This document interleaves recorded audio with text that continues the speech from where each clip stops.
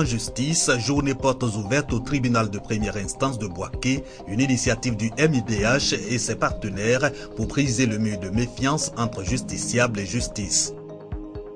Éducation, lancement à Yamoussoukro de la campagne de lutte contre les grossesses en milieu scolaire, environ 6000 cas au cours de l'année scolaire 2014-2015. Agriculture enfin, fin du renforcement des capacités des semenciers ivoiriens, le dernier jour de cette formation consacrée à la pratique de la certification des semences et plants, leur bonne qualité contribue pour 30 à 40% à la bonne production agricole.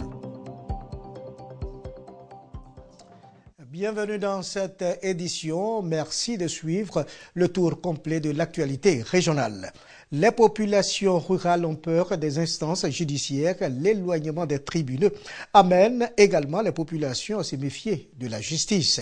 Toutes choses qui ne permettent pas à la justice de jouer son rôle de régulation et d'équilibre de la société. C'est la raison que le MIDH, Mouvement ivoirien des droits humains, organisation de défense, de promotion et de protection des droits humains, avec l'appui technique et financier des Tétratec et de l'USAID, initie des journées portes ouvertes dans 5 tribunaux du pays. Le reportage de Soro Corona Blaise Mamadou est commenté par Léon Broukwame.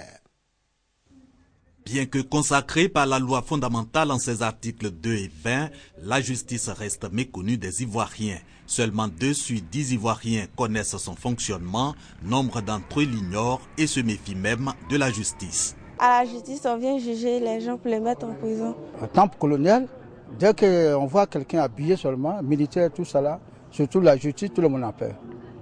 Même vos enfants, quand il est habillé seulement, on a peur de lui. Cela a beaucoup de conséquences sur la population. Dans les villages, les enfants n'ont pas d'extrait. Et à partir de 90 jours, c'est le jugement supplétif. Et quand on leur dit que ça se passe à la justice, le parent se recoquille sur lui parce qu'il se dit s'il va, on va me mettre en prison. La peur et la méfiance installées entre la justice et les justiciables trouvent également son origine dans l'éloignement des instances judiciaires des populations. Pour les populations, seules des campagnes de sensibilisation et d'information peuvent briser ce mur de méfiance. Je crois qu'on doit faire une sensibilisation auprès de la population.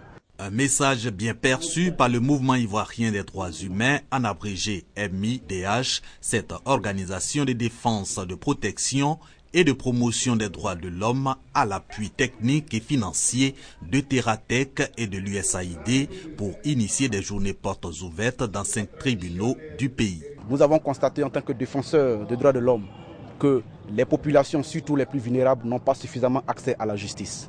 Et donc, nous avons sollicité un autre partenaire.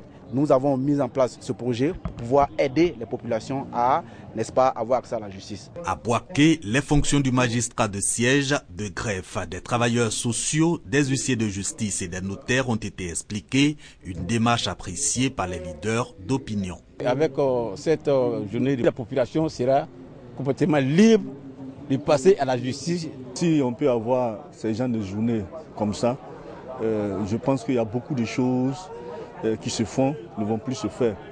Par exemple, les questions de corruption, les gens qui se font justice pour eux-mêmes. Au total, cette séance de sensibilisation pour les populations de Bouaké, une initiative à renouveler, l'appareil judiciaire demeurera incontournable dans la régulation et l'équilibre de la société.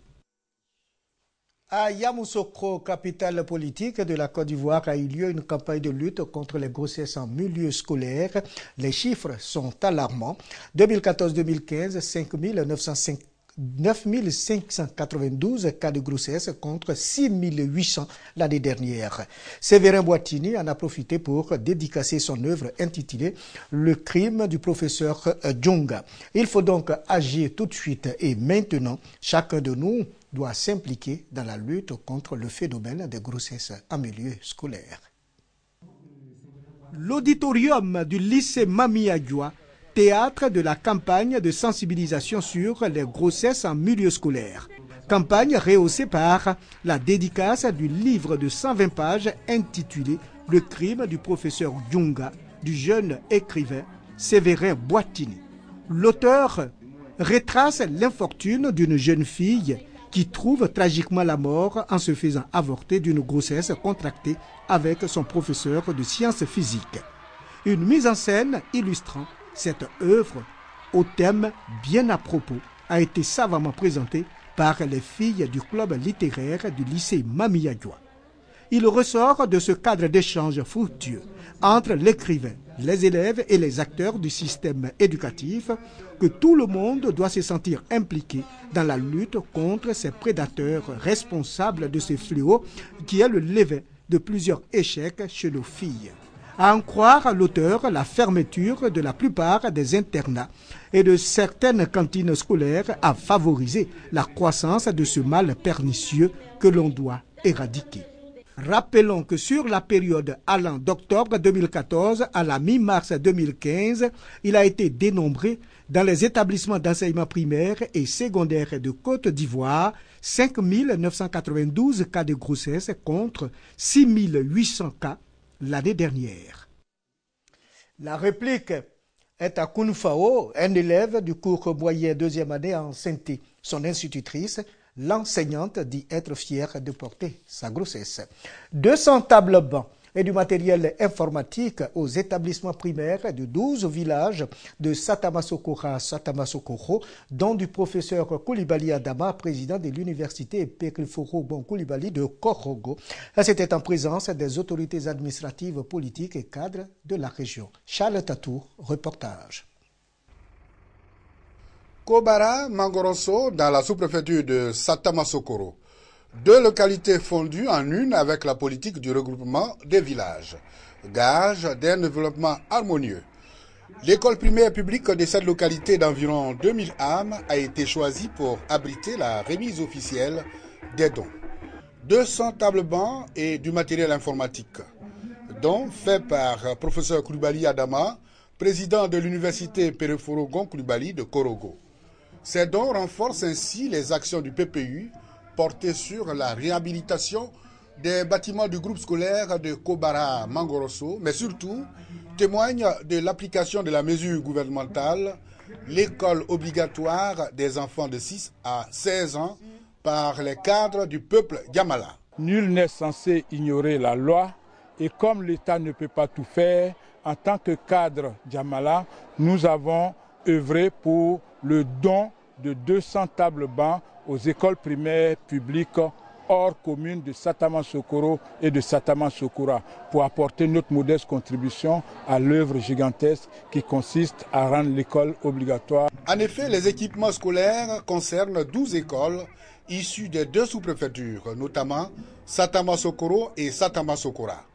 Les lots d'outils informatiques reviennent aux autorités administratives des 2 localités. Les bénéficiaires, eux, ont salué cet acte de portée sociale avec une promesse de l'utilisation à bon escient de ces équipements. Les danses du terroir ont donné une note de gaieté à la cérémonie. Je vous invite maintenant à suivre le premier colloque initié par les doctorants en philosophie de l'université Alassane Ouattara de Bouaké. Apprendre à vivre ensemble, le thème de cette rencontre, une contribution qui vise le renforcement de la cohésion sociale et de la paix en Côte d'Ivoire. Reportage Ouattara Amadou. Contribuer au renforcement de la cohésion nationale, mais également permettre aux doctorants de produire des articles scientifiques avant leur recrutement à l'université. Tels sont les objectifs que s'assignent les étudiants membres du cadre d'échange des doctorants de philosophie CEDOF de l'université Alassane Ouattara. Avec le LMD, il faudrait de telles activités pour tester véritablement la qualité de la formation, surtout des doctorants. Donc en initiant de telles activités, cela contribue à la bonne formation des doctorants au niveau de l'université Alassane Ouattara. Puisqu'on leur demande de produire des articles avant de soutenir. Donc ce colloque-là leur offre cette occasion-là. Environ 100 participants ont pris part aux 4 ateliers qui ont enregistré une cinquantaine de communications. Thème central de ce colloque, apprendre à vivre ensemble. En tant qu'Ivoiriens, nous sommes dans une logique de réconciliation nationale. Et cela dit, les fruits, les résultats de ce colloque pourront aider à renforcer les échanges, les discussions et surtout sceller des bases communes pour la réconciliation nationale. A aussi ponctué ce colloque la présentation du livre intitulé « La gestion des crises politiques en Afrique, entre respect du principe de liberté et tolérance ». Son auteur, Joël Bailly, doctorant en philosophie à l'université Alassane Ouattara. Les semences et plants de bonne qualité contribuent à hauteur de 30 à 40% à la rentabilité des cultures agricoles. Au dire du ministère de l'Agriculture et Africa Seeds, co-initiateur de la session de mise à niveau des acteurs de la filière sémencière ivoirienne à Yamoussoukro. Les derniers jours de la formation consacrée à la certification des semences et plants. À travers une visite de terrain, les participants se sont familiarisés avec les techniques de production des semences et plants de bonne qualité. Les précisions avec notre reporter Léon Broukwame.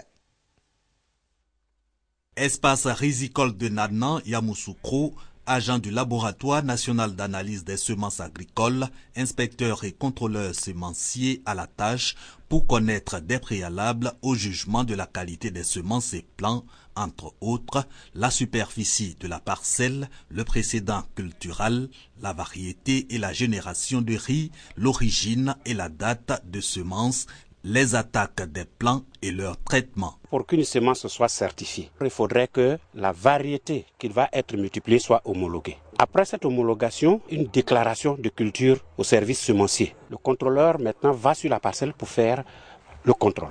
Rendez-vous au magasin de stockage pour l'échantillonnage et du conditionnement des semences, puis cap sur le laboratoire national d'analyse, dernière étape du processus de certification des semences agricoles. Lorsque nous arrivons au laboratoire, nous procédons pour évaluer la qualité de la semence. Et la qualité de la semence, cette notion comporte plusieurs composantes. La faculté germinative, la pureté variétale, le taux d'humidité. Nous avons en somme 6 tests que nous faisons et lorsque ces 6 tests sont réussis, on dit que vous avez produit de la semence de qualité, donc de la semence certifiée. Du bureau au laboratoire d'analyse en passant par le champ et le magasin de stockage, toute la chaîne de production et de certification des semences agricoles est passée au peigne fin, une riche expérience. On me parlait de GTS, j'ai entendu, mais je n'ai jamais vu ça. Mais aujourd'hui que j'ai vu et que moi-même, on m'a donné pour manipuler, désormais, ça serait facile. Nous avons eu beaucoup de notions, nous avons appris beaucoup et nous sommes certains que cela nous aidera sur le terrain. Pour donc matérialiser ce renforcement de capacité, des diplômes sont remis aux participants, mettant ainsi fin à cette formation de 4 jours financée par la Coordination nationale de Africa Seeds, l'ex-réseau semencier africain qui regroupe 40 pays avec son siège à Abidjan en Côte d'Ivoire. Reportage signé Léon Broukwame. La Convention de la société civile ivoirienne entend promouvoir la réconciliation et la cohésion sociale dans les localités de Bouaké, Bondoukou, Diokoué et Korogo. C'est la commune de Djebounois qui a constitué la première étape de ce projet par l'intervention de la Convention de la société civile ivoirienne. 2 communautés en disgrâce depuis plus d'1 an et demi ont scellé la paix. Soro Korona Blaise Mabadou, reportage, commentaire Kader Sogodogo. Chaude accolade entre Kamagaté Mariam et Kwame Akissi Elise, signe de réconciliation. Toutes 2 vendeuses de vivriers au marché de Djebounois. Depuis plus d'1 an et demi, ces 2 dames ne s'adressaient plus la parole. Une situation qui impacte négativement les relations entre leurs différentes communautés. Après plusieurs tentatives infructueuses, l'entente est désormais au beau fixe. On a fait réconciliation. Comme c'est fini là, c'est fini. Il faut plus on va faire palabre. Le palabre est fini. On est même chose. On est même c'est. Faut pas qu'ils n'ont qu'à faire palabre. Palabre là, c'est pas bon. Pour y parvenir, la Convention de la société civile ivoirienne y a été pour beaucoup.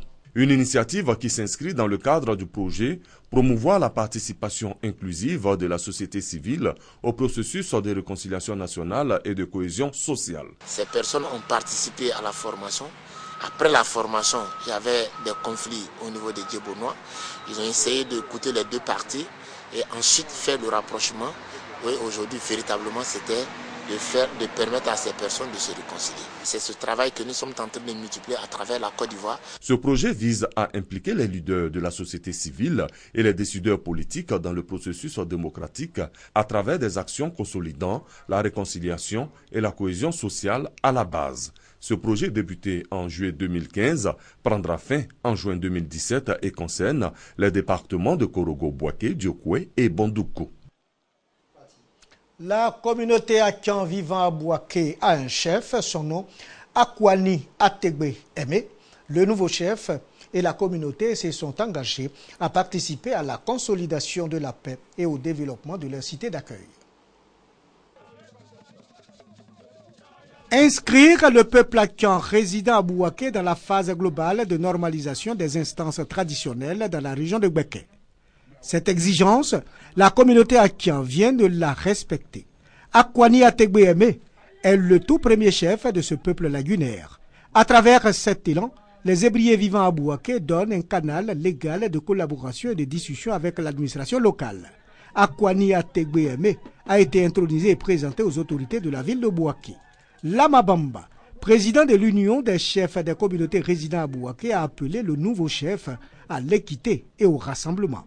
Les autorités administratives et politiques ont salué l'initiative d'organiser le peuple Akan, qui va contribuer à l'encadrement des populations. Elles ont exhorté les Akans à la solidarité et au respect du chef qu'ils se sont librement choisis.